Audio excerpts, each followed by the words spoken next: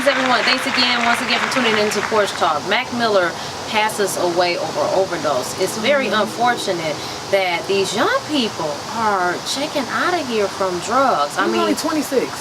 And that's devastating. That's a damn shame. It is. That's a very short life. And as a lot of people have written positive things about him, I really didn't know. I'm sorry, and I apologize. It's true, but I did not know a lot about this young man. However, I do value his life, and I think it's very sad. It's a lot of mental illness going on. Hell, our president is suffering from mental illness, and he's running the damn country. Scary. Yeah. A lot of the responsibility and a lot from all of these kids, because it's so many of our younger generation is dying from like senseless deaths. Like a lot of them is ODing, they commit suicide, just dumb shit like that that wasn't even happening before.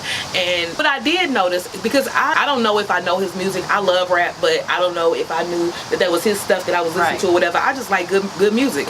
And I do see where these younger artists, they crying out for somebody to be like their role model and stuff. And the older artists, the more seasoned artists and rappers and stuff, they don't really take to them and try to mentor the new and upcoming artists and stuff how the older ones did to them. For whatever reason, it just seemed like they trying to be their friend and stuff. And I don't know why they don't think that they should tell them, hey, you don't need to take 5 fucking pills. If you ain't getting high off one or something, then you probably need to just go ahead and leave that alone. Go read a book or go do something else. Because I did see where all of those older artists were saying that he cried out to them and I thought I was helping them and this and that. But what were you doing? Like, you know, what were you doing? Were you using some of the tactics that the other artists was using when you was first coming out here, whatever, breaking out, telling you like, hey, don't do that or whatever, you know what I'm saying, young, and don't go there, don't, you know, whatever, kind of rearing them into a better way. I don't even think that they doing that shit no more. Like, I think they just trying to be cool with them and have their pants skinny as fuck with them and stuff. And rather than telling them that that shit ain't right and it's gonna cut your circulation off, you can't take a pill and wear your pants that motherfucking tight. That shit gonna kill you. Like, you can't do that. I'm just saying, like, that's how the old people, old school Jay, talk to you like that. They make you feel like you dumb as hell. But when you go sit down and think about it,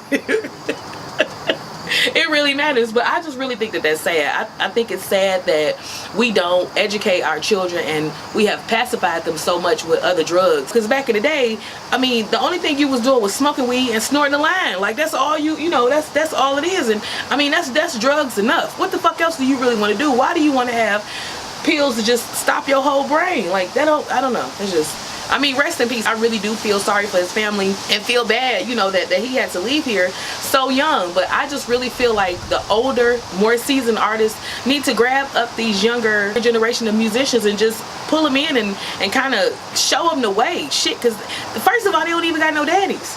Okay, I'm going to just leave that alone because that's a whole... Let me show you the way to go. You know, with that being said, I really do think that they need to legalize marijuana everywhere. Yeah. Everywhere. It's legal in my purse. Everywhere. Because I can tell you one thing, you're not going to overdose from what I've observed with others. You're not going to overdose and you're not going to do nothing crazy and stuff like that. I just think I just stop at green lights sometimes, but that ain't real crazy.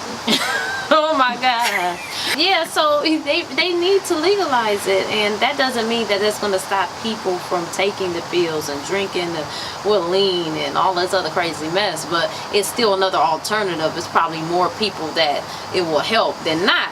So, you know, it's just unfortunate. I don't know, you know, they rap about it now. It's like the thing to do. And the thing about it is so much pressure in this country. Like I've said, and I posted even on Facebook last night, between Mona Scott and Trump, we are living in a reality-loving hip-hop show era. I mean, it's just what it is now. Everything is about entertainment. Everything is the next gag, the next piece of drama. And everybody's trying to keep up with that. And I know fame is a lot. It's very intrusive. You can't go nowhere. You can't have any peace, and it just begins probably to be a bit much, you know. Yeah. And there needs to be especially some kind if you got something to hide. That too. Yeah, I'm a little ignorant. I don't give a damn. This, you know, what you see is what you get. It is what it is. But you know, Beyonce's mother was saying that she put Beyonce in counseling early, and that was smart because of the fame and because of what she was going through. And look how focused and how she is, and she doesn't respond. You can say whatever you want about Beyonce, you will never get a response from her. Yeah, she like, you get half a bar. Yeah. Fuck y'all niggas. Know that. Yeah. And that's even implied. Right. She just now kind of say stuff in her music really about stuff, but nah. No, Yeah. so counseling does help, and that's something provision I think all of us, famous people and non-famous people, should be doing with our kids nowadays, because it's a lot going on. Yeah, and it's a lot of exposure to your life. Like, you know, just your life is on a pedestal, just exposed. Like, everybody can see what's going on. Everything is public information. And I think that, to your point, when I was younger, my daddy told me that somebody's seen you do everything.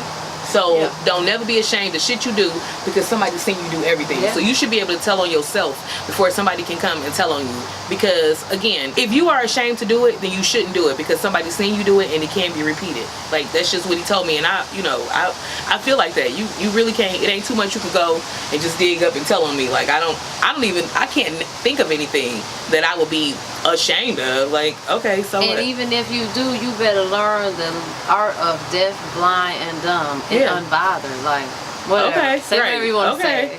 Yeah. Prove it, bitch. Exactly. Okay, next. You know what I'm saying? And just keep it moving. Again, it's unfortunate how people have to cope nowadays. And the thing about therapy, what's good about it is, with your parents or other people around, maybe even friends, there's certain things you might not feel comfortable talking about. But with this professional, what the hell do you have to lose? You know what I'm saying? Talk to them. Right. Meanwhile, you're still venting and getting it off your chest and able to process it in a healthy manner. So, but you know, people be having so many secrets and lies and shit, and it just messes with you. Like, but as you get older. That's society, though. Lord, everybody got something to say about everything. It all started with Big Mama. That's a whole nother story. But it started with Big Mama, because Big Mama took all this shit to her grave, and then she done died, and everybody sitting around the table eating her greens, the last pot she made, talking about secrets that they only supposed to knew, but everybody knew this shit. Big Mama, why you just ain't tell everybody that wasn't your kid? Well, I'm sorry, I went too far. I'm just saying, the root of it all was with Big Mama, though. Like, she had to hold all them secrets, and she just taught us to shut our mouth, but we should have been saying something. Honey, let me tell y'all something. My family holds so much secrets, I don't even know nobody outside of who I can see, okay? That's how many secrets we got. So, you know, it's cool. Because it just might be your bro cousin. Is that a word? Bro cousin. You never know. Like, you don't know. Yeah. You don't know. You humping somebody and you think it's all good. Next thing you know, you get a DNA test and y'all related. What the hell? Your baby come out looking folding like in half. Right, can't even stand up straight. You know what I'm saying? looking like an origami. Because he got half a spine because he only came from one bloodline, period. Like, that's a shame. That's a shame, baby. It is. So we got to do better. Well, thanks again once again for tuning in to Porch Talk. Check you next time. Bye. Make sure you choose Rocky Road Productions LLC Porch Talk to feed your entertainment needs. And you can do that by following us on Facebook, Instagram. Make sure you like this video and share it with all your family and friends. Tag somebody in it, why don't you? And don't forget to comment down below and let us know how you feel. And before you leave, make sure you subscribe. That's right. You'll catch us every week. Looking forward to see you again next time. Bye.